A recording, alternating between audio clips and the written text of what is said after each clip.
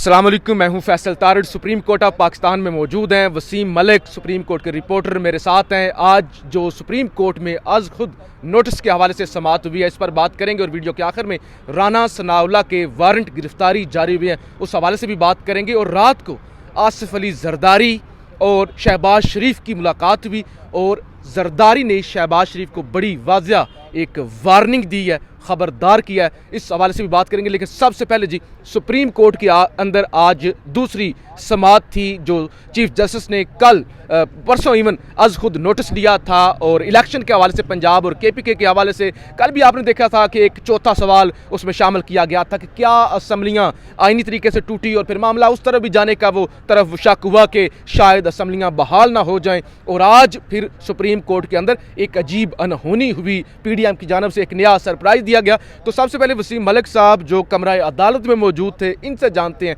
कि आज हुआ क्या। जी मलिक साहब। सबसे पहले तो फैसल भाई बहुत शुक्रिया आपका, आपके नाजरीन के लिए। अच्छा, आपने कहा कि कल के रोज़ एक सवाल आ हुआ। बदकिस्मती है कि जो आज को नोटिस लिया गया था वो इंतखाबात की तारीख के हवाले से था, मगर आज 3 और मज़ीद सवाल अदालत उज़्मा के सामने रखे गए हैं जिनके ऊपर सोमवार के रोज़ ये बात की जाएगी। अब सबसे पहले जो आज फ़ारूक एच नाइक साहब हैं, वो PDM का एक मुश्तरका एलामिया हाथ में थामे अदालत उज़्मा के कमरा अदालत नंबर 1 के रोस्टम पर आए और उन्होंने कहा कि चीफ जस्टिस उमर अता बंदयाल से मुखातिब हुए और उन्होंने कहा कि हमारी कुछ जमातों की इंस्ट्रक्शंस हैं हमारे कायदीन की, वो मैं आपको पढ़ के सुनाना चाहता हूँ। दोनों जज साहिबान के नाम लिए, जस्टिस इजाजुल हसन और जस्टिस मज़ाहिर अली अकबर नकवी, और कहा कि हमारी क़यादत चाहती है कि ये दोनों जो जजेज़ हैं ये बेंच से ख़ुद को अलग कर लें और उसके बाद ये केस सुना जाए। और उसके साथ साथ फिर उन्होंने हैरान कुन तौर पर आज पहली बार, यानी देखिए कि आप अदलिया पर हमला और सिर्फ मरीम नवाज़ की शक्ल में, बयानात की शक्ल में सड़कों और चौराहों पर नहीं कर रहे, बल्कि आप अदालत में खड़े होकर अदलिया पर इस तरह हमले कर रहे हैं कि आपने खुद एक आइन और कानून बनाया जिसके तहत चीफ जस्टिस उमर अता बंदयाल या कोई भी मौजूदा वक्त का चीफ जस्टिस आइन के आर्टिकल 184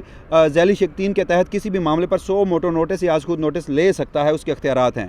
आज उस आज खुद नोटिस की मेंटेनेबिलिटी पर सवालात उठाए गए, कहा गया कि ये काबिल समाअत ही नहीं है। ये आज जो फ़ारूक एच नाइक साहब उनकी जानिब से कहा गया कि जो आज खुद नोटिस लिया गया है उसमें लिखा गया है कि ये अवामी अहमियत का मामला है। तो क्या अवाम ने सुप्रीम कोर्ट ऑफ पाकिस्तान का दरवाज़ा खटखटाया था कि आप ये 100 मोटो, जिस पर चीफ जस्टिस उमर अता बंदयाल ने कहा कि आईने पाकिस्तान ने अदालत का दरवाज़ा खटखटाया है। और उसके साथ साथ फिर अतर मिनुल्लाह ने जैसे कल एक बात ऐड की थी, एक सवाल ऐड किया था, तो आज उन्होंने एक कदम आगे बढ़ते हुए कहा कि क्यों ना ये मामला फुल कोर्ट सुने, यानी 15 जजेस बैठ के सुने।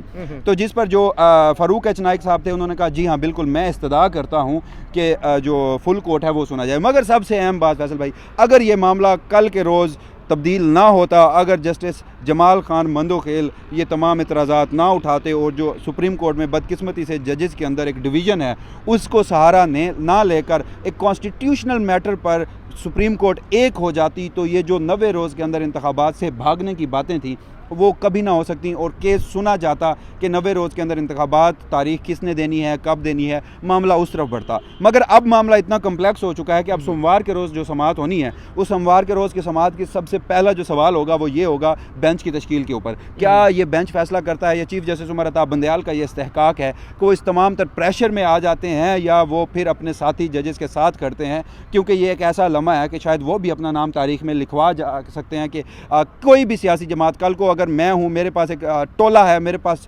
कुछ लोग हैं और मैं सोशल मीडिया और मीडिया पर बोल सकता हूँ और मेरा एक केस यहाँ पर लगा हुआ है और मैं आके सरेआम जजेस को धमकियाँ दूँ ताकि मेरा केस ना सुना जाए। क्योंकि एक और बात आपको याद होगी, मज़ाहिर अली अकबर नकवी का नाम तो यहाँ लिया जा रहा है ना साज़ खुद नोटिस में। इजाजुल हसन से क्या तकलीफ है आप? मैं बताता हूँ। इजाजुल हसन से तकलीफ है 1100 अरब रुपए का NRO 2 का केस, नैब तरमीम का केस, उस बेंच में इजाजुल हसन मौजूद हैं। उनके रिमार्क्स भी बड़े उनके रिमार्क्स भी यही आते हैं और वो ये समझते हैं कि नैब को नैब के मुंह से दांत निकाल दिए गए हैं और जो 50 करोड़ रुपए की एक शिक रखी गई है, उसके अलावा मुख्तलिफ तरामीम की गई हैं, उसके हवाले से उनका पॉइंट ऑफ व्यू बड़ा क्लियर है। और जिस रोज़ फैसला आया नैब तरामीम का, चीफ जस्टिस उमर अता बंदयाल और मंसूर अली शाह को छोड़िए, जस्टिस इजाजुल हसन, अगर इख्तलाफी नोट भी हुआ तो नोट पढ़ने के लायक होगा कि वो किस तरह जहाँ कॉन्स्टिट्यूशनल मैटर्स में बड़ा ज़बरदस्त बात करते हैं, तो वहीं आइनी तरमीम के ऊपर ये जो नैब की तरमीम हुई हैं उसके ऊपर। तो मसला ये है कि इजाजुल हसन से इन्हें ये तकलीफ़ है। मज़ाहिर अली अकबर नकवी के ख़िलाफ़ इन्होंने खुद एक ऑडियो रिलीज़ की, क्योंकि ये दोनों जज साहिबान इंतखाबात की बात कर रहे थे। तो अब सोमवार के रोज़ बेंच देखा जाएगा कि आया बेंच टूटता है या फुल कोर्ट बनता है या नहीं बनता। अच्छा, मरियम ने कल एक तकरीर की और उसके अंदर बड़ा उन्होंने इजाजुल हसन साहब का नाम ले दिया और ये बड़ा एक अजीब सरप्राइज़ था कि वो सारे टीवी चैनल पे चल गया, पैमरा ने भी कोई एक्शन लिया। आज सुप्रीम कोर्ट के अंदर भी आप अंदर मौजूद थे, इस हवाले से बात तो हुई। तो देखें ना, वो जो जिसका चाहे नाम लेती है, टीवी पर भी वो चल जाता है। वो खान का मामला भी रात को हमने डिस्कस किया था कि वो ज़ेबा चौधरी का नाम लिया था, तो सुप्रीम कोर्ट के जजेस की कम से कम ज़ेबा चौधरी जितनी इज्जत तो होनी चाहिए। तो आज सुप्रीम कोर्ट के अंदर इस हवाले से जिक्र हुआ। जिक्र बिल्कुल हुआ और यहाँ पर बदकिस्मती है कि पहले ये इसी इमारत के ऊपर डंडों और सोटों से चढ़ दौड़े थे 90s में। उसके बाद अब जब हालात तब्दील हुए हैं तो अब ये बयानात के सिलसिले में अदलिया के ऊपर हमलावर हो चुके हैं। बदकिस्मती है, आपसे भी बात हो रही थी, अगर इमरान खान एक ज़ेबा चौधरी डिस्ट्रिक्ट जो मजिस्ट्रेट हैं उनके खिलाफ कहते हैं कि कानूनी कार्रवाई करेंगे, तो उनको आपने माफ़ी भी मंगवाई, तौहीन अदालत और दहशतगर्दी का मुकदमा, और इस तरह 2 हाज़िर सवे जजेस, और अभी मैटर पेंडिंग है, फैसला नहीं हुआ। हाँ। सुप्रीम कोर्ट के अपने फैसले हैं। तो यहाँ पर चीफ जस्टिस उमर अता बंदयाल का बहुत बड़ा इम्तिहान है। जिस तरह की ये कैंपेन शुरू की गई है उसमें अगर वो सुरखरू होते हैं तो तारीख में अपना नाम लिखवा जाएंगे कि साथी जजेस के साथ करते हैं, आइन और कानून के साथ करते हैं, या फिर नजर ज़रूरत होता है। तो मेरे ख्याल में सोमवार का रोज़ इस हवाले से बड़ा अहम है और ये केस मुझे अगले हफ्ते ख़त्म इख्तिताम भी होता हुआ दिखाई दे रहा है। जो भी ज़ाहिर वक्त कम है, लेकिन मलिक साहब मुझे लगता है कि ये जो देखे ना जजेस और ये सारा जिस तरह से कौम का एक ड्रामा बनाया हुआ है, हम बात करें तो तौहीन हो जाती है। यानी ये जब आज खुद नोटिस ले लिया गया था, बेंच तश्कील दिया गया था, अब रात को 9 बजे आज खुद नोटिस लिया गया, सुबह समाअत हुई, तो ये उस वक्त इतराज़ होने चाहिए थे कि एप्लीकेशन जाती कि फुल कोर्ट बना दें, ये हूँ ये ना हूँ, या ये वाले सवालात हो जाएं, ये एक और भी ऐड कर लें। कभी नए सवालात ऐड हो जाते हैं, कभी एक जज दूसरी समाअत है और जज साहब हम तो बड़े उनके फ़ैन हैं, लेकिन वो कहते हैं कि फुल कोर्ट की तरफ मामला जाए। कभी कहा जाता है इन दोनों को निकाल दें, कभी कहा जाता है कि फुल कोर्ट बनाएं, यानी फुल कोर्ट बनेगा तो फिर वो दोनों उसमें से ऐड होंगे। तो ये मेरे ख्याल से यहाँ पे कोई भी जो पाकिस्तानी आवाम आम आवाम का मसला है, आइन का मसला है, उसके साथ तो कोई भी सीरियस नहीं। अच्छा, यहाँ पर ना मैं आपको आज बड़ा मज़े का वाक़या सुनाता हूँ। आज ही अदालत उज़्मा के कमरा अदालत नंबर 1 में जब ये समाअत हो रही थी तो फ़ारूक एच नाइक ने ना कल के रोज़ जो जस्टिस जमाल खान मंदोखेल ने एक इतराफ़ी नोट लिखा था ना, हमने तो चलें वो जब पढ़ रहे थे हमने कोट किया, मीडिया पर भी चल गया, मगर उनके पास ना पूरी एक कॉपी थी और उस कॉपी को पढ़ कर सुना रहे थे। उन्होंने कहा कि मेरे पास वो नोट है, जिस पर चीफ जस्टिस उमर अता बंदयाल बड़ा चौंके। उन्होंने कहा हैं आपके पास अभी नोट है, क्योंकि कल की समाज का तहरीरी फैसला जारी नहीं हुआ। मगर एक जज का जाती नोट एक सियासी जमात के वकील के पास कैसे पहुंच सकता है? ये बड़ा सवाल है। और दूसरा और सबसे अहम सवाल, जो बात बड़ी बदकिस्मती है, मुमकिन है मैं गलत भी हो जाऊं, लेकिन जो सवाल पीडीएम की जमातें उठा रही होती हैं वही सवाल अगले दिन इस 9 रुकनी लार्जर बेंच में बैठा एक बंदा, एक जज, मुअज़्ज़िज़ जज, फाजिल जज उठा देते हैं। तो मामलात उस तरफ ले जा रहे हैं। मैं आपको एक बात बता दूं कि इस वक्त सिस्टम में सिर्फ एक, अब देखें सबसे पहले माजरत के साथ थोड़ा सा वक्त लूँगा, कल के रोज़ जो 5 का टोला मरियम नवाज़ कहती थी ना, उस 5 के टोले से उन्होंने अपने जो अंकल है ना, बड़े अंकल, उन्हें एनआरओ दिया है। उस 5 के टोले से जनरल रिटायर्ड कमर जावेद बाजवा को निकाल दिया है और उसमें मज़ाहिर अली अकबर नकवी को शामिल कर दिया है। आप अब देखेंगे कि ये जो एक मज़ामती बयानिया बनाया जा रहा है इस्टेब्लिशमेंट के खिलाफ नहीं होगा, उधर पर जलते हैं। ये सॉफ्ट टारगेट है अदलिया का।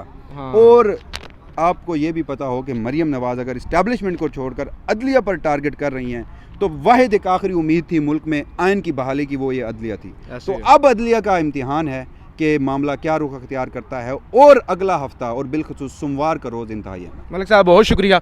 आप जी जनाब, जजेस ने खुद इज़्ज़त करवानी है, हमने सिर्फ रिपोर्ट करना है और हम किसी के ज़ाहिर है वो ब्रिगेड नहीं बनेंगे। अब इज़्ज़त खुद करवानी है। अगर खान की तौहीन हो सकती है और उस वक्त एक्शन लिए जा सकते हैं, दहशतगर्दी के मुकदमे हो सकते हैं, माफ़िया मंगवाई जा सकते हैं, तो अभी भी जजेस के पास पावर है, जजेस के पास इख्तियारात हैं, जिसको चाहे तलब कर सकते हैं, जिसको चाहे बुला सकते हैं। तो अब इन्होंने इज़्ज़त खुद बहाल करानी है कि हमारे ऊपर इतराज़ात उठ रहे हैं। एक ऑडियो का जिक्र किया जा रहा है, उसका अभी तक फोरेंसिक भी नहीं हुआ, ये भी तय नहीं हुआ कि वो झूठी है या सच्ची है। इसके अलावा जी राना सनाउल्ला के वारंट गिरफ्तारी आज जारी हुए हैं। गुजरांवाला की इंसदाद दहशतगर्दी की अदालत ने राना सनाउल्ला के नाकाबिल ज़मानत वारंट गिरफ्तारी जारी की है। आप देखते हैं कि राना सनाउल्ला को हिफाजती ज़मानत मिलती है या उनको गिरफ्तार किया जाता है। अबूरी हुकूमत है पंजाब के अंदर, लगता तो नहीं है कि राना सनाउल्ला को गिरफ्तार किया जाएगा। इसके अलावा जी रात को आसिफ जरदारी और शहबाज शरीफ की रात गए मुलाकात हुई और ये बड़ी हंगामी मुलाकात थी और मज़ीद भी मुलाकातें हो सकती हैं। जो मेन इसके अंदर फोकस था, जो वार्निंग दी गई, जो खबरदार किया गया जरदारी की जानब से, वो मरियम नवाज़ के उस बयान के बाद फौरी तौर पर उन्होंने शहबाज शरीफ से मुलाकात की और उन्होंने कहा खबरदार